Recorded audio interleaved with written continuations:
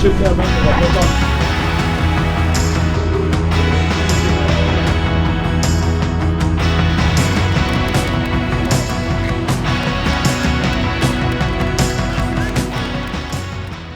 I think it was similar to when I first came to the club. Really, the club was just back in League One when I came.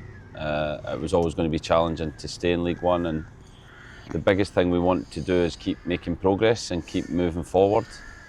We want to become a sustainable League One club that looks to the higher end of the table. To do that, for me, you need to stay consistently for a number of years in League One. So the challenge again was to try and improve on our performance of the previous season, but ultimately make sure at the end of the season we are still a sustainable League One club and stay in this division, because every year the average wage is going up, the level of teams, the size of teams that are coming into this league almost makes it like a mini championship now in terms of the quality of the teams that are in here. So we know the level we're at, we know we are punching above our weight at this level, but we have to continue to move forward, to strive for more, to try and take us even higher, because this is an amazing football club that has done amazing things in recent history, and we have to continue to try and do that. So with that, when it came to summer recruitment, how did you go about enacting your goals and your targets when it came to players you were going to bring in? Yeah, look, I think what we have now is a clear philosophy, a clear way of playing. I think we've adapted that at the latter end of this season, and I think that shows the quality of staff, the level of staff we have here now, and how we can put that information across to players. But that's probably another kind of question we'll answer later. But in terms of the recruitment, we knew exactly the style of play we wanted, so that allows us to identify profiles of players easier. And as it always is the case, I think at Exeter, the challenge is how quickly you can get those players in, because early in the window, players want a lot of money, agents want a lot of money, and the longer that window goes on, then suddenly that price drops and they become a more attractive option for ourselves, because everything we do is on a really tight budget. We have been in the bottom four every single season we've been in League One, and we'll probably be there again next season. But that doesn't stop us trying to improve and get the best players and do the best we can with the budget we've got. And I think we've done that, or I think we've done that every single transfer window, and we'll have to do the same again this summer. But last summer, as is always in any transfer window, it was a challenge. But in the end, I felt we had built a really competitive, strong squad to go into the start of the season. Did kicking off that season then against the Rotherham side, who it probably wouldn't be unfair to say had hoped to go straight back up, did that feel like a bit of a statement of intent with that early win? Yeah, I think it did. I think we've started, both seasons well. I think our pre-seasons have been good, and we went into the season fit, ready to go, and I thought we were excellent in that Rotherham game. The way we controlled that game against a team that had just come down from the Championship showed the level of quality we had recruited, probably more so in that defensive area with Joe, Tristan and John Lee. The dynamic that we created within the back three alongside Sweens, in terms of the way we could build and play, the speed and the physicality we had put in the back line, I think it got everyone excited after that game. So was it frustrating then to follow that up with 3 defeats in League and Cup, but then end the month with that fantastic win at Bolton? It was probably a bit of a strange month where we didn't necessarily get results that performances deserved?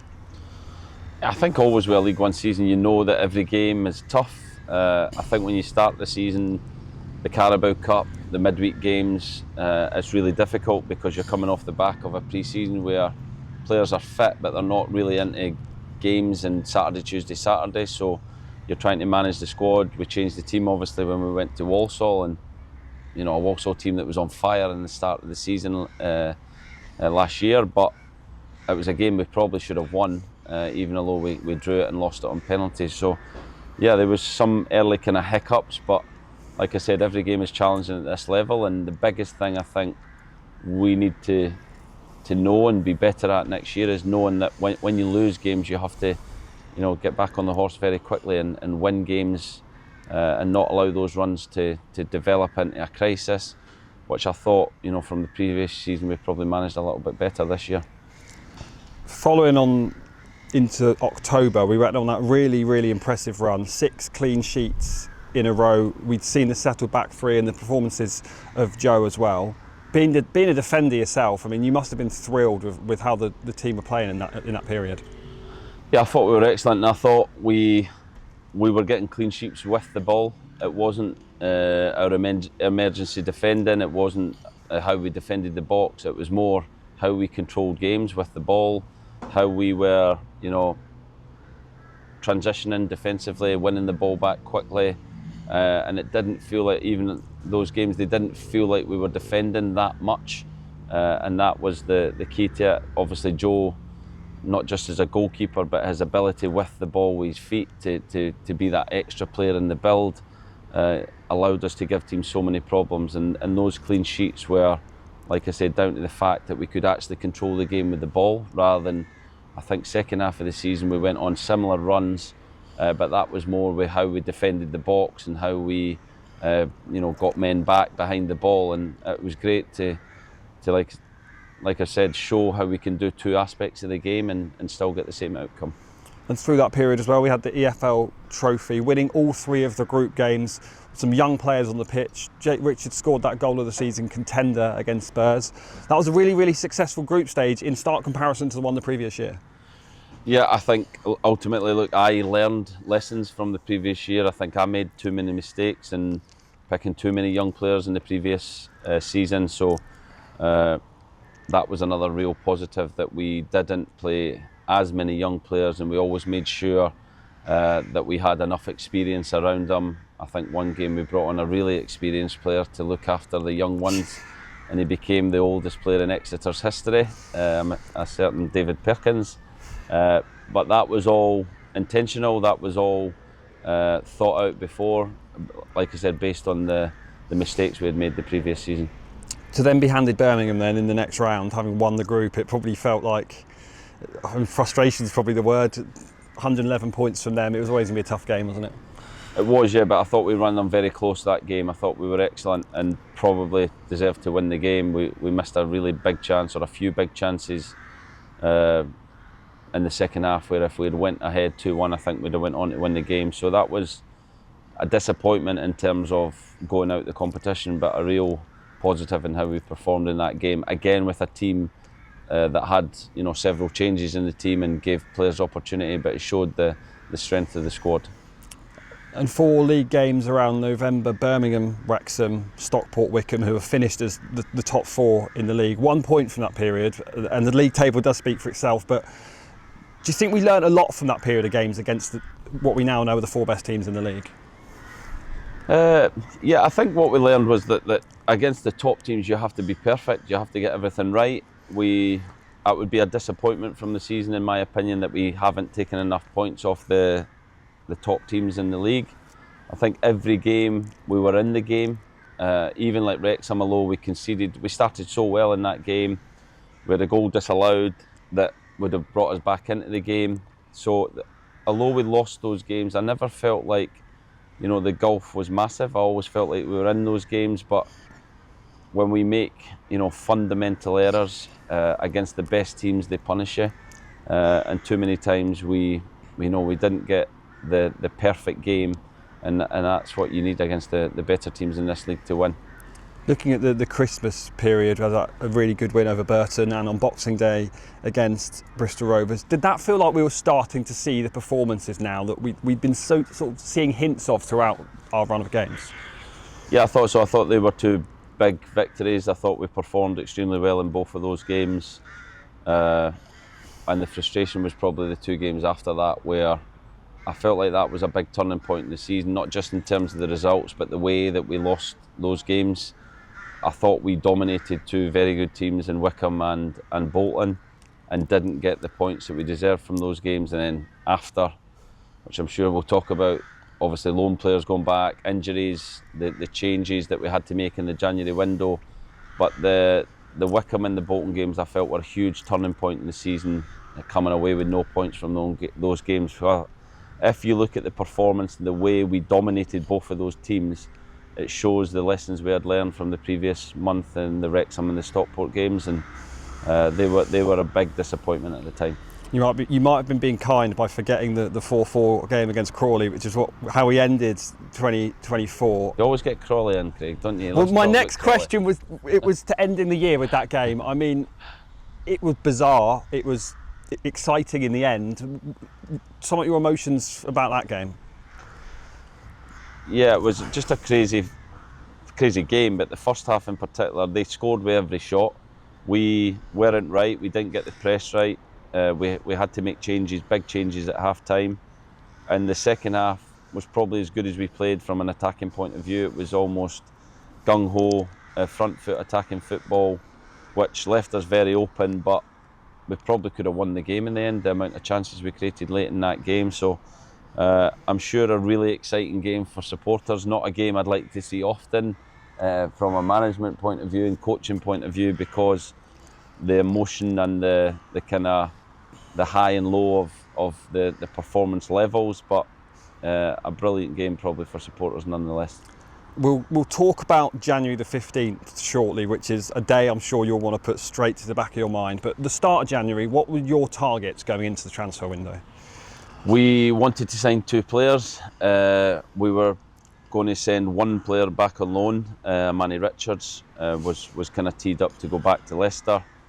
So we were going to kind of 1 loan in, potentially a permanent signing. And yeah, that all changed on January the 15th.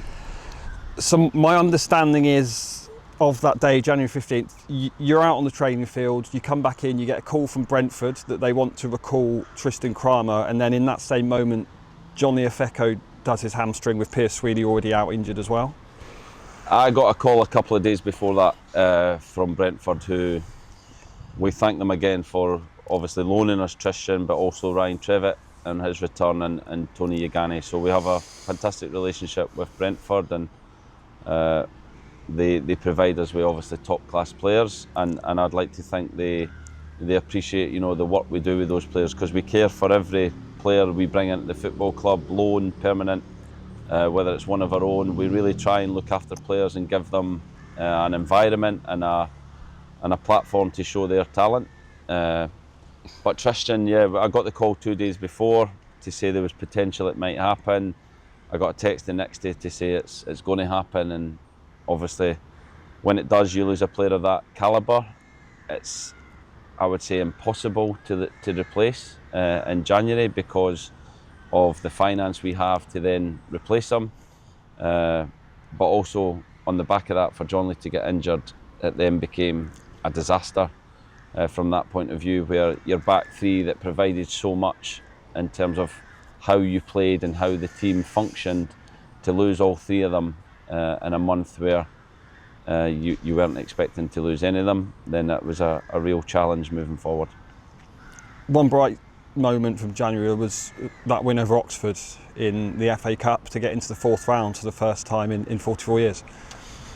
Yeah, look, I think that was a massive part of the season. The cup run, the Nottingham Forest game was a special night for me, probably my best night at St James Park since I've been here, and I've spoke to many supporters who said the same. It was an incredible night, incredible performance. To run a team who's potentially going to finish in the Champions League place that close was kind of bittersweet, because you know, trying to get through, but obviously being so proud of the whole club, really, the supporters, the players, the way they handled the whole occasion was special. But yeah, the Oxford game was a brilliant game. To beat any team from a team above is always challenging, and I thought the way we did that, how convincing we were that day, showed that at our very best the potential that team had. How difficult was it to prepare for that Forest game? Because at this point we were still feeling the effects of what had happened in January. Obviously, Millie had been sold to Luton. We'd had some heavy defeats as well. It was probably, in terms of form-wise, not ideal going into such a big cup game.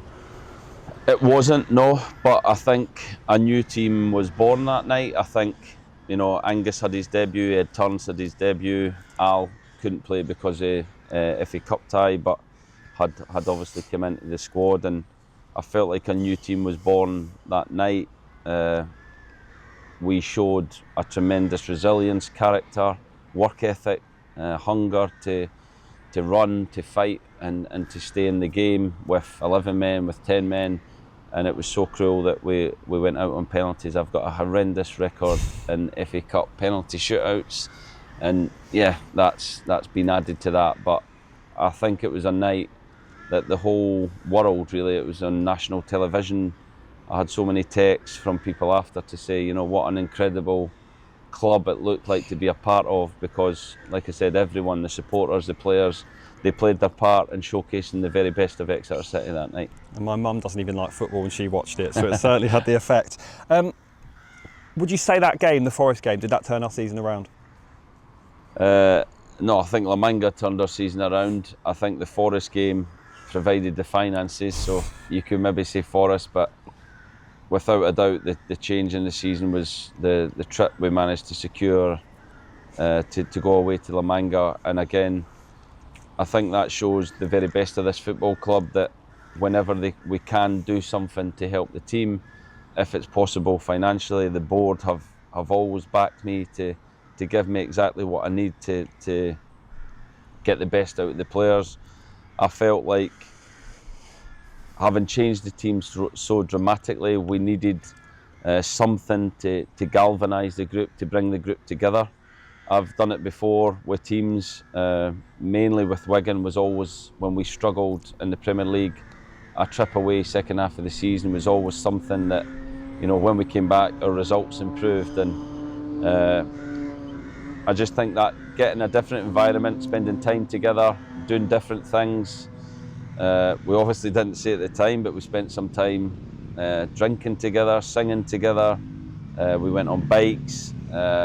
We played golf, and we trained hard. When it, you know, once we had our social aspect and that togetherness and that team building, we trained extremely hard and had actually some of the best training sessions of the season we had out in La Manga. So it was an incredible trip where you could tell the bus, the plane on the way back, the group had more of a connection than it did in the Charlton game, which we lost pretty heavily before we left.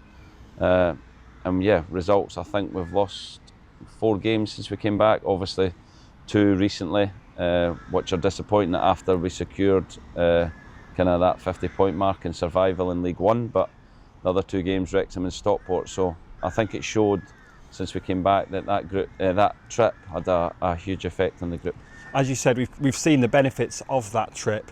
Now, at the time, obviously, on this side of things, we see what the supporters are saying all the time, and having just been beaten at Charlton, do you understand the frustrations at the time from the supporters who felt that we were in a difficult period, the lads were getting to go out to Spain, but perhaps they didn't necessarily understand the benefits it would have in the end? Yeah, I think they have to trust the football club, that everything we do is in the best interest of the football club. I think we have incredible people behind the scenes. Joe Gorman, obviously, our CEO, I think is a brilliant CEO, and he wouldn't kind of give us that money if he didn't understand how much it would impact the team and the group. And that's where he has to trust, obviously, myself, the staff, and our judgment in that. But I think what we have now is an amazing group of people, not just the players, but the staff behind the scenes, everyone at SJP, and everything we do is for the best interest and to get the best results for Exeter City. And like I said at the very start, that is to be a sustainable League One club. We have to stay in League One, and obviously the results, the situation we were in, we felt like we needed to do something different. Because of the cup run, then financially it was more than possible to do. And the results have been there, and we have to look at things in the future like that, where we're always trying to gain an edge. We don't go away in pre-season when every other club in the country does, because we don't feel like there's an advantage to that. And if there is an advantage to go away at different points of the season and we have the finances, we'll look at doing that again. But everything we do, like I said, is in the best interest in the club, and it worked this time to help galvanise the team and get better results when we came back. And when we did get those results when we came back, we got them when it mattered as well. Particularly the Northampton game, the first game back, we'd actually dropped into the relegation zone for about half an hour, but that was the only period throughout the whole season that we were in there. Half an hour. I've never heard that before. Yeah, that's another thing that I speak about during the season, of never looking at the league table, looking at the team, the progress we're making, kind of looking at our current form, yes, but the league table for me in its entirety only matters after 46 league games. That's when you can assess, where we are. A big disappointment for me is we've not finished higher than last season, not got more points than last season. So that's something we have to look at and say, well, why is that? Obviously the challenges throughout the season we've discussed and how we had to cope with that. Maybe that's the reason, but yeah, we have to assess the season as a whole now. It'll be great for everyone to on their own headspace when they're away from the training ground to look at that in the different departments and see where we can improve next year, because everything we do within the club is about improvement, development, and we have to get better next year, because it'll be another really challenging season. Do you think we dealt with the challenges that you were thrown better than the season before? Yeah, I think we did. I think we all know each other a little bit better, staff in particular, because we've worked for a number of years now. Obviously we've added staff to that throughout the years, but I think the run we had the previous season, where it was for me really, really tough, I think we've coped better because of that experience. And like everything in life, through those experiences you learn, you grow, and it's important we use those learnings and take them into next season. What's the summer look like for you then? Are you going to give yourself at least a few days off before you get back into it? Yeah, I'm going to have a good drink tonight and maybe some dancing, Craig, if you're up for it, on the dance floor. And then, yeah, I'll go back home. Be great to spend time with Jen, with the kids. I'll get some golf in, but every day there'll be parts of Exeter City in my mind, and I do think for all of us to get on our own, in our own headspace, and really, really look at what parts of the season we can do more, how we can get better, because at this club we have to keep pushing ourselves, we have to keep challenging each other to improve and to be better than we were last season, and we know that the challenge is only going to get greater. It's not ever going to get easier, it's going to get harder. And we have to keep stepping up to the plate to rise to that challenge. So I look forward to doing that. Like I said, play a bit of golf and come back refreshed, energised, ready to go again, because it comes around very quickly.